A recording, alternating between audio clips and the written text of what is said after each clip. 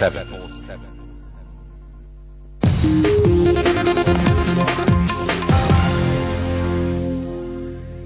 Hello and welcome. With every record and every milestone, Sachin Tendulkar is putting an end to all the debates over who's the world's greatest. And he joins us on NDTV. Thanks very much indeed.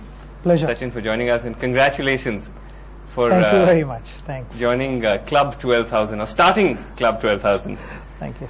There was a headline last week which said something like the Sensex 5,000 points and Sachin 12,000. I think that said it all. I think there was something to cheer about. Yeah, I mean, getting to 12,000 is obviously extremely satisfying feeling. It's been a long journey, so there have been ups and downs, and every day is a different day. Yeah. You don't know what to expect. Every time you come back to your room, you've learned something. So it's been a fantastic journey. And I think getting it against Australia must have had that extra edge. When you're playing the world's greatest team and you get it against them. No, without any doubt, Australia is the top side in the world, and every opposition they want to go out and perform well against Australia, because Australia is the top side, and when you perform well against the top opposition, it's a terrific feeling. And just as you like playing against the Australians, they love you as well. They have this thing for you. Yeah, the last tour of Australia was a terrific one for me, because the kind of reception that I got was fantastic, and all the people, they are quite knowledgeable about the game, and they appreciate good competitive cricket. Yes. And that's what we were able to produce there as a team. And they've seen you playing since your debut, so maybe they've got a special relationship. Yes, I mean, my first tour to Australia was way back in 1991. Yeah. And now in 2007, 2008 was a special one. Sachin, because you have that extraordinary relationship with the Australian public and with the players, there was a bit of surprise when Gilchrist made those remarks. I think when anyone questions your integrity, in particular, it came as a shock, not just to us here in India, but all over the world. Were you equally surprised when it happened?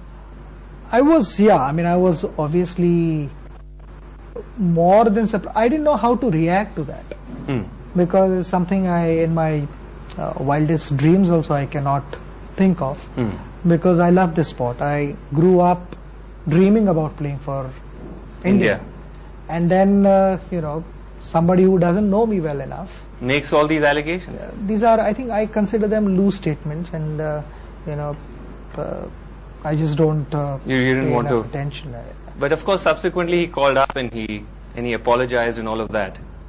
Was that chapter closed for you? I think I'm kind of person who would want to leave things behind and just move forward. Right. Because so many times in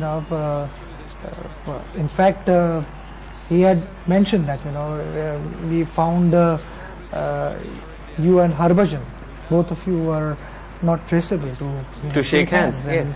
And I just reminded him that I was the first one to shake hands after the Sydney match. Right, you were the first one to shake hands after the Sydney test, and he claims that you weren't available on the ground, and said, I mean, it was a tough game for us. We lost that game, so it was difficult for all of us. But none of us in the team would not be a true sportsman. We have that sportsman spirit. We will go and we'll shake hands. I mean, we will not shy away from challenges. And any sportsman, sometimes you go through a terrific patch where everything works out well, and sometimes nothing works out. Yes. But you still have to maintain that composure. That's right. And accept everything in the stride. So it was extremely unfortunate. All the teammates would do that. I have full confidence in our teammates. Yes, so even after that very, very acrimonious Sydney test, the Indian team did go out and shake everyone's hands. Yes, we did. So it was very unfortunate of him to make those allegations. Well, I mean, that's his opinion, but as far as I'm concerned, the chapter is closed, and I would want to move forward and play cricket and enjoy cricket. Sachin, I know you don't want to dwell on the controversial aspect of it, but did you feel that with whatever happened in Sydney, the sort of atmosphere that was created, do you think that both teams have moved on, that the bad blood is over now? I think both the sides have moved on. we shook hands before the Perth Test match. Right. And we both understand that whatever was said and done was left behind. It's a closed chapter. Right. And we move on with cricket, because eventually people come to watch good competitive cricket. They don't come to watch hoping that some other incidents would happen. They want to watch good competitive cricket, and that is what the players want to do. Let me ask you, there's now this feeling, all the sports pundits are saying that Australia has been toppled from its #1 position after the last test. Do you think it's too early to start writing them off? I think it's too early to write them off. They have been at the top for a long time now, and couple of bad games here and there should not actually, one should not judge them by just a couple of bad games. But I wanted to ask you about that, because it's very interesting that the same debates which are going on about this Australian team, about whether there's been a generational shift, is also something that's unfolding here with the Fab Four, as all of you are called. But it's in some ways very odd, because the four of you put together are probably the most successful run-getting machine in the world. I think between the four of you, you have about 100 centuries. So it seems very strange to have these debates about who's going to retire when and all of that. I think it's only an opinion. We've got to understand one thing, that having played for such a long time, we all are responsible people. We all know when to move away from the sport. But people have their opinions, and sometimes those opinions are not correct, but still one is made to believe that yes, this is the right opinion and all those kind of things. I think it should be left up to an individual.